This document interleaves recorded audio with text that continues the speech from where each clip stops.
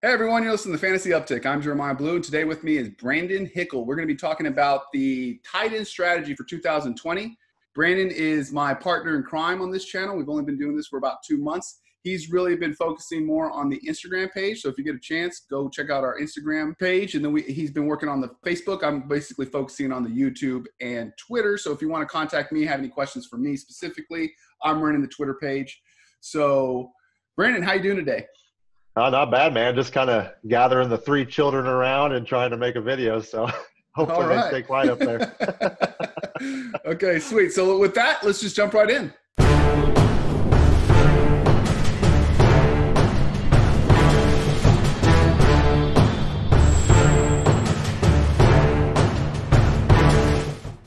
All right, so jumping right in, me and you basically have a very similar strategy this year when it comes to tight ends. The first 2 guys that you have to talk about is that tier 1, which is Kelce and Kittle, right? And Kelce's going in the early second round while Kittle's going in the late second round typically. Now, I have seen where Kittle drops to the 3rd round, and I actually have them ranked higher if you just look at my rankings compared to people, but I never end up drafting Kelce or Kittle based off of the fact that I'm really looking running backs in that range, and I don't typically take receivers. So, like, let's say a guy like Julio Jones, which most people have Julio Jones ranked over Kittle and Kelce. I would rather have one of these tight ends because the gap between them and the rest of the tight ends is, in my opinion, bigger than the gap between Julio Jones and the rest of the receivers. The receivers go pretty deep on how many players could finish in that top 10. But the reason I end up don't getting these guys is because when it comes to quarterbacks or tight ends, I typically end up going quarterback. Do you kind of agree with that? Oh yeah, definitely. I mean, if like you say, and if you can catch one of those guys in the 3rd round, which typically you're not going to unless you're picking first in one of those rounds, you're typically not going to get those guys. But grabbing a elite QB in that range, I definitely lean toward that. So I hear a lot of the guys when they're talking, or a lot of the experts that are out there in the fantasy community, when they talk about the tight ends, they're like, you do like the tight ends because there's such a big advantage from getting the number 1 tight end to getting like the number 7 tight end, which if you look at last year's points per game or average, which again is Austin Hooper. So let's move down a little further. Let's go Hunter Henry. So the number 8 tight end, right? And there is a gap. Hunter Henry averaged 7.7 points on average in standard. Let me go to a half-point PPR. So a half-point PPR, he averaged 3.5 points more than Hunter Henry last year, right? That was Travis Kelce, that is. So 3.5 points per game more than Hunter Henry. But if we go to quarterbacks, this is what drives me crazy when people are like, hey, you got to wait on quarterbacks because quarterbacks all put up about the same points. That's true, but I think if you're a football fan, I think what we saw last year out of Lamar Jackson and what we saw the year before out of Patrick Mahomes and what we expect to continue to see out of Patrick Mahomes and we continue to see out of Lamar Jackson is a fantasy quarterback that's going to just put up these monster numbers. And I feel very confident that those 2 are going to finish in the top 2 at quarterback. So if you look at Lamar Jackson, he averaged 6 points more than the number 2 quarterback last year. 6 points. We were just talking about 3.5 points between Kelce and the number 8 quarterback. So for me, when I'm drafting at that spot, if I'm not taking a running back, because that's basically when I start looking at quarterbacks, tight ends, receivers, if I'm not going to take a running back because I feel like there's a drop-off, and I do think there's a drop-off somewhere around when like Austin Eckler, Clyde Edwards-Helaire start to go, where I would rather have a quarterback in that range like a Patrick Mahomes, like Lamar Jackson. And I'd honestly rather have Travis Kelce or Kittle. I just have those quarterbacks ranked higher, so I don't end up getting those guys very often because I value the quarterback position a little bit more than the tight end position, at least at that elite level. Because again, quarterbacks, they say like, oh yeah, obviously you feel comfortable if you go into the year with like Matt Ryan, but Matt Ryan averaged 9 points less per game than Jackson last year. So if you can give me that 9 points, like at the end of the day, what you're doing is you're balancing out each position. So if my quarterback and tight end, even if he's a terrible tight end, get more points than your quarterback and your tight end, then I won that exchange, right? And that's the thing when you get a guy like Lamar Jackson, he can average more than your tight end and your quarterback in like 3 other positions because he's just outscoring these guys by so much in these fantasy leagues. And again, that was half point PPR. In standard, it can be even worse because, again, now you're not getting the receptions that you would be typically getting from a guy like Kelce. So the next guy is George Kittle. And if we look at like the fantasy points, the average points per game, it was about the same as George Kittle and Kelce. So if I'm going to take one of these, I'd rather wait and take Kittle because I think that there is no difference. Either one of these guys could be good. One's on a great offense. The other one is basically going to be the offense. Because remember, Kelce could disappear on given days just based on the fact that Tyreek Hill could have a monster game. Now they got Clyde Edwards-Helaire there. He could have a monster game.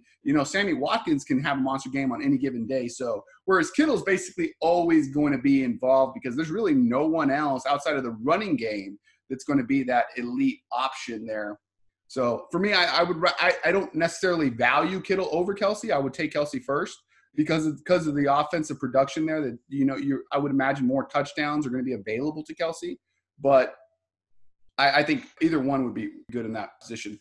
That's tier 1. So typically, I don't ever end up taking a tight end in tier 1. The only option that really that would work is if I'm drafting at like in the top 3 picks, my running backs don't make it back to me. I take a quarterback, and there's Kittle sitting for me in the 3rd round, which I did on I think my first mock draft of the year. I took one of the top 3 running backs. Maybe it was Elliott, maybe it was Barkley. But what fell to me was the 2 quarterbacks and the 2 tight ends. I took one of the quarterbacks, and then a tight end fell to me, and I was just kind of like, okay, cool. I have to take all 3 of these guys. And it worked out because in the 4th and 5th round, and again, why I like taking it there is that I get the first pick of the 5th round. There's still good running backs in the 5th round. So I get the last running back out of the 4th, the first running back out of the 5th. And I think that's almost where like running backs go dry somewhere around the 5th round. So the fact that I was able to get 3 running backs, an elite quarterback, elite tight end, I go into basically every matchup going, I got the best running back, the best quarterback, the best tight end, and then between my next guys, I got a decent running back and a decent flex. Now I just got to find receivers, which is the easiest thing to do in this year's draft. So then we go to the next tier of tight end, which is Ertz, Mark Andrews, and Darren Waller. Is there a certain way that you rather have these guys? I think Ertz, he's going to be up there, our number 1 in that tier. But Waller and Engram, they kind of compare to each other. Now, I think Waller, everybody's kind of looking at him. Can he get his touchdown rate up? I mean, he's the target guy.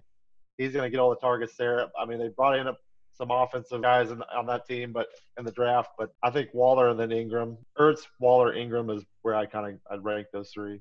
Yeah, I'm actually a little bit surprised that ADP has got Mark Andrews above Ertz. I mean, I think that the big issue here for me is that Ertz has just done it for so long. I think people are probably a little bit scared of Dallas Goedert being on the roster and that he's going to eat into Ertz production. Now all your receivers are going to be healthy, so they could possibly eat into Ertz production. They just drafted a wide receiver in the 1st round. He could eat into Ertz production. And obviously Miles Sanders catches the ball out of the backfield, which he could eat into Ertz production. So maybe the fantasy community is playing this smart because there's so many options there. They could turn around and eat into what Zach Ertz was doing. But Zach Ertz was kind of banged up last year along with the rest of the Philadelphia Eagles.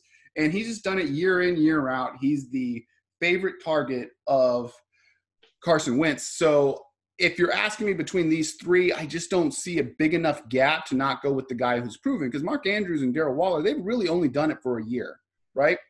Now, Waller, of the 2, Mark Andrews and Darren Waller, he's the guy that had all the targets, all the receptions, all the yards. Like, he's the guy that's going to be probably more consistent because Mark Andrews, the reason he had such good fantasy value is because of all the touchdowns that he received, right? Everybody who's played fantasy for a long period of time knows that the touchdown luck is one of the most volatile things to count on as a fantasy owner. Now, that being said, I do like Mark Andrews a little bit more than really almost both of these guys this year. I was liking Mark Andrews because I've seen Ertz go ahead of him. I don't know how the ADP worked out to where Mark Andrews is going 35 overall and Zach Ertz is going 45. I have not seen that not one time in any of the drafts that I've been in. So that's kind of news to me. But again, I like these guys. These guys are all in the same tier. At the end of the day, I really kind of want the one that falls. I think that Darren Waller is a little bit sneaky scary because they did add, similar like what I was saying with Ertz, they added a bunch of targets there for him to go at. You know, they drafted Ruggs in the first round.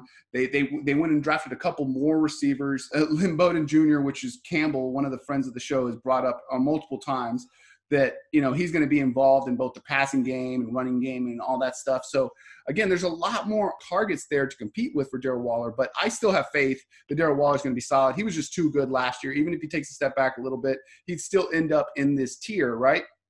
And then you got Zach Ertz, who I was just talking about. But Mark Andrews is very interesting, right? Last year, 9 out of the 15 games that Mark Andrews played in, he had under 47% of the snap count, of the offensive snap count, less than 47%, which means he was on the field less than, you know, half the time, right? And so you're like, okay, but what about the other 6 games? Like, how was it? He never got over 57%, and that had to do with Hayden Hurst being there. Hayden Hurst and Mark Andrews, they played the receiving tight end role, right? And this year with Hayden Hurst gone, I could totally see Mark Andrews getting more up to the 70 to 80% on a regular basis, right? A regular basis of being on the field. He could even get up to he could even average like 80% of the touches on the field, or not touches, but the snaps on the field. So he's going to elevate how much he plays this year, which means that his consistency could go way up. And obviously that's going to be one of the most elite offenses in the NFL. I mean, it was the number 1 offense not number 1, but it was the most efficient offense last year. And it's going to continue to be that way as long as they got Lamar Jackson healthy there. And Lamar Jackson likes to target his tight ends. And Mark Andrews is just one of those guys I have a lot of faith in. So I have no problem with him going over Ertz. I think in this range, though, I'm going to take the guy that falls the farthest. And me and you both have another guy in this second tier that not everybody's talking about. And then ADP is just going, you know, criminally low. And it's all based off injuries. But when he plays, he is an elite tight end. And I think everybody kind of knows who I'm talking about, being that I said that comment, which is Evan Engram. And you are a Daniel Jones truther. So you have a lot of faith in Daniel Jones being something special this year, which means that somebody's going to catch the ball if Daniel Jones is going to be special. And I think that guy could be Evan Engram. Evan Engram could actually lead the team in targets, similar like Darren Waller, Zach Ertz did last year. So, again, I like Evan Engram going into the season, and I have him in that same tier, which is why I find myself skipping tight end a little bit more, because Evan Engram is so easy to nab pretty late in drafts, right around – I'll nab him around early if I need to, depending on where I'm drafting. That's why I sometimes don't like to draft on the ends, because it's so hard. You have to basically reach for these guys that you know might fall to you, but you don't want to take a chance, because the drop-off for me after Evan Engram is pretty significant from a consistency standpoint. At least with Evan Engram, I can – even if he gets hurt this year, I know when he plays, he's an elite tight end, and I will supplement the games that he doesn't play with whoever I can find off the bench. Similar to like the old – Rob Gronkowski strategy that people used to say, well, he gets hurt every single year. Yeah, but Rob Gronkowski plus replacement tight end is better than all these other tight ends that are left on the board. So what are your thoughts on Evan Engram? Well, you know, like you said, I think we were talking about Daniel Jones, and I think that he kind of pushed himself into getting close to that top 5 quarterback spot. And he had his wide receivers banged up. They're going to be back and healthy, so he is going to have some targets there. But you know, he loves to throw to that tight end spot, and Evan Engram is there. So I think that'll help him out quite a bit. Yeah. So first tier, again, just to reiterate, is Kelce, Kittle. No surprise there. It's that 4th tier for us in the fantasy uptick. We like Ertz, Mark Andrews, Darren Waller, and Evan Engram all there. So I think they're all in the same tier. I want the guy that's kind of going later. I would rather have Ertz, then I'd probably like Mark Andrews, and then I would like Waller, and then I would like Engram. That's how I have them ranked. But I think the gap between Ertz, who's the top of that tier, and Evan Engram is not very big in my book. Not as big as a lot of people would say. Again, all I'm counting on there is health. And Evan Engram is a young guy. Like, just because he's had health injuries in the past doesn't necessarily mean that that's something he's going to be prone to for his entire career, right? I just don't ever buy into that narrative. So the next tier is that tier 3. And Higbee blew up at the end of the year last year. Hunter Henry's always been a really good tight end, but he's going to have a change at quarterback, which I think everybody knows that the difference between Phillip Rivers and Tyrod Taylor is a pretty significant difference, based on the fact that, you know, Tyrod Taylor's really never had that breakout passing year. So the numbers are already going to be lower, right? And then we both like this guy, like definitely way more than the rest of the community because we got him ranked number 9, and that's Mike Gesicki, who is just a super athlete going into year 3, which a lot of people, it's like more of a what have you done for me lately? They have that approach with fantasy, but you don't want to pay for past production. You want to pay for the production that they're going to produce going forward. And this is year 3 for the Dolphins, and this is a guy that they expected to be an elite type receiver. There's already word that he's going to be playing out of the slot. I know a lot of people are really high on Williams and Parker, but to me, those guys are just whatever in terms of NFL talent. They're talented guys. They're big, fast, strong, whatever. They catch the ball well, but it's not like he's playing with Antonio Brown that's going to end up taking all the catches, or one of these guys like Michael Thomas that's just like, oh, this is the guy, this is what the offense built around. There's an opportunity there for targets, and Mike Gesicki has got the talent to take over that missing target share is basically what I'm trying to say. And then now you got a new quarterback in Tua that I really think could develop with Gesicki, and I assume Tua ends up taking over the starting job at some point. And I think that Gesicki could really blow up this year because he's continuously improving, and this is part of the development process. Tight ends usually take about 3 years before they really become good receivers. They spend a lot of that time learning how to block, and it's just a more complicated system to learn than some of the other ones like running back. So again, I like Gesicki because I think his ceiling's through the roof. This is a guy that could be the next Kittle, could be the next Zach Ertz. Could be this year's Mark Andrews or Darren Waller because of his just raw talent. So I like drafting him at this point, and I have no problem getting another tight end because after this, I think there's a whole flurry of tight ends that could really blow up. I just think Mike Gesicki, this is why I have him ranked at 9, has the best chance to blow up of all the guys remaining at this point. If we look at Higbee, he's already shown us in the last 5 games of last year when he averaged 104.4 yards per game during that stretch. Now, obviously, there was injuries to the Rams, which is what allotted Higbee the opportunity there. But during that time, it wasn't like featuring Higbee in the offense was detrimental to the team's winning percentage. They actually won 3 of the last 5 games, and the 2 games that they lost, it wasn't due to the offense not clicking. It was due to them not being able to stop the run. The Cowboys ran all over them. The 49ers ran all over them. And those are the 2 games that they ended up losing. But Higbee really filled in that role. And you kind of wonder, moving forward, after seeing what he's capable of doing, it'd be hard for Sean McVay to move away from featuring him a little bit more in the offense. So I have a lot of faith in Higbee. Now, again, I have him outside of that top 6. But for me, he's the top of that next tier because this is kind of the upside tier, right? Higbee's got the upside, as we saw, to be an elite tight end. Mike Gesicki, this is why he's at the bottom of this tier, has the upside to be an elite tight end. And right in the middle of these 2 guys, I have Hunter Henry. And a lot of people are going to scoff at the idea of Hunter Henry being there because of the fact that Tyrod Taylor is taking over for Phillip Rivers. But if we go back to Tyrod Taylor's history, this is really the only guy that's not going to see a drop-off from Tyrod Taylor in the receiving game, in my opinion, because Tyrod Taylor is known for targeting his tight ends, right? So I think Keenan Allen sees a drop-off. I see Mike Williams sees a drop-off. I think Austin Eckler sees a huge drop-off. I think the running game improves. And I think Hunter Henry might actually have an increase in production based on what we've seen out of Tyrod Taylor. When we look at Tyrod Taylor, we really have to go back to the Buffalo Bill years to really understand what he brings as a quarterback, right? Well, in that time, and I think Hunter Henry is a better tight end than Charles Clay, who was the tight end for Tyrod Taylor during the Buffalo Bill years. But in 2016, Charles Clay led the team in targets.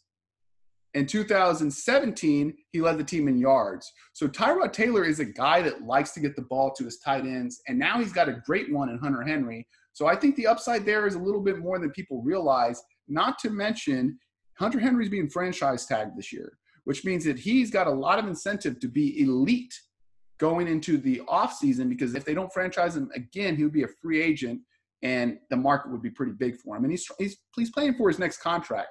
So, again, I like these guys in this tier. So anything you want to say about Higbee, Hunter Henry, or Mike Gesicki? Like I said, we really like Gesicki. And just towards the end of the year, I love the Fitzmagic and Gesicki hooked up. So, and won me a couple leagues there. So I'm definitely high on him. Okay. So the next tier is tier 4, right? And in tier 4, what we got is we got Gronkowski, and I got him number 1 on this tier. And this is, again, more of an upside tier. And I wouldn't blame you if you had Gronk in the next tier because of his upside. I just don't necessarily know that I believe in the upside of Gronk. First of all, there's a lot of weapons there in Tampa. But I understand that we're talking about possibly the greatest tight end of all time during the stretch where he was elite, right? And if he's only 31 years old, so that he's not done. And the idea of I'm talking about possibly the greatest tight end of all time, and he's 31 years old makes me think, like, why is he not, even to myself, why is he not ranked higher? Because he basically took a whole year off of football. He should be super healthy at this point, right? But the other thing is Bruce Arians has never really featured a tight end in his offense. Bruce Arians has been coaching for a really, really long time. So if we take that in consideration, I still think with Mike Evans there and Chris Godwin there that it's going to really be more of the Godwin show, and then Mike Evans is going to be the touchdown guy. But I think that Gronk could definitely get involved. I think that he's going to have some of those Gronkowski games where he gets 2 touchdowns, 3 touchdowns, maybe not 3, but where he has a 2 touchdown type game. I just don't know what to expect really from him, and this is why I got him at this point, because I almost think he could end up being a bust, because I think people are going to overdraft Gronkowski this year. If we go to ADP, Gronkowski is going in the first pick of round 8 right now, which he's going ahead of guys like Jared Cook, which I'm fine with, but he's going ahead of Higbee. He's going ahead of Engram. This is the Yahoo ADP, and he's going ahead of the other guy that we got, Gesicki, here, that we have ranked above him. So I'm not going to end up with a lot of Gronk on my team, basically because I just don't trust tight ends in a Bruce Arians offense. But with that being said, it does make sense that he's probably going to have the best type of rapport with Tom Brady. So all the audibles that Brady sets at the line of scrimmage, I mean, they've been playing together for years. So it definitely could work out. I see the upside with Gronk. I just would rather some of these other guys ahead of him, like Gesicki, Hunter Henry, Higbee, because I think the floor with these guys is a little higher. But Here comes the little one. So after that, I go after guys like Jared Cook. I think that's not going to be the sexiest pick in the draft, but Jared Cook's going to be solid this year. I think everybody kind of knows that. His upside is basically what he was last year, because again, he's already getting older tight end. But I definitely think that he's a guy that could be solid for you, and a guy that I don't mind having at this point. Hayden, Hurst, Austin Cooper, I think they're kind of similar to me. I would rather the one that kind of falls further. The one thing obviously Hurst is going to take over the Hooper role from last year, which was awesome. I just don't think he's as good a tight end as Austin Hooper, so I don't think he's going to have the same type of success. And then Austin Hooper goes to Cleveland with a new coaching staff that wants to feature the tight end a little bit more. But the real thing there is if Njoku gets traded away, Hooper could be a monster there. But I think the reason Njoku wants to leave is because Njoku's probably going to be utilized as the blocking tight end, which is not something that he feels comfortable doing, because Hooper is definitely coming there to be the receiving tight end, right? So that's really the end of what I would view as the elite tight ends, or the tight ends that are going to be drafted in every single league, right? But the guy that I absolutely love, and the reason I am so comfortable waiting at tight end, because this guy's going undrafted almost in every single league, is Jack Doyle. And Jack Doyle is a guy that just as far back as 2017 was the number 7 tight end in the league. He's got a quarterback now in Phillip Rivers who just loves to target his tight ends, right? And then if we look at what the Colts were in 2019, they threw for 3,314 yards. The Chargers, led by Phillip Rivers, threw for 4,648 yards, right? So the yardage there, you can see the big increase in jump of what we're going to be expecting from a passing production in the Colts offense this year. They got a great offensive line, and we know that Phillip Rivers does not like to hold on to the ball long. He's not a guy that's going to make anything happen. He needs that outlet to get the ball to. Now, a lot of times that's the running back, but a lot of times that's the tight end. And Jack Doyle, now that Eric Ebron's gone, I just think Jack Doyle is going to be a beast. What people don't remember about Jack Doyle last year is that he made the Pro Bowl. So I'm going to take a guy who's a Pro Bowler from 2019 and have him as my starting tight end. This is why I like to draft like a guy like Gesicki. And if I get Gesicki, I'm probably pairing him with Jack Doyle. And I'm probably starting Jack Doyle in week 1 because I'm probably going to feel more confident in Jack Doyle. So Jack Doyle is my guy this year as a tight end. Now, I would like to get one of the top 6, like I've been saying. I always target Evan Engram because of how late he goes. But if I don't get one of those top 6, I'm usually just throwing a flyer on Jack Doyle because I feel safe with Jack Doyle. And I think the other guy you just mentioned there, the one moving out, Eric Ebron, shipping off to Pittsburgh, I think he could potentially be the tight end number 1 over there. So he's a pass-catching tight end. So I think, there's another guy you can look at. Yeah, I definitely believe he got brought in to be the pass-catching tight end in that duo with him and Vance McDonald. So, okay, well, that's it for today's show. I know the wife and kids are ready to get their dad back. So, thanks for tuning in. If you like what you heard, let us know what you think about our tight end strategy. Who are we forgetting? I know already Sean Campbell, friend of the show, is already just chomping at the bit to tell us that Noah Fant got left off our list, but not a guy that I like. Not a guy that I like this year. You're not a guy that you like too much. I think the Denver Broncos brought in too many targets there. And of course, Kansas City Chiefs fan, nobody likes Noah Fant. Get out of here with that. So anyways, if you like the show, let us know in the comments. Remember to hit a like and subscribe. Till next time, see ya!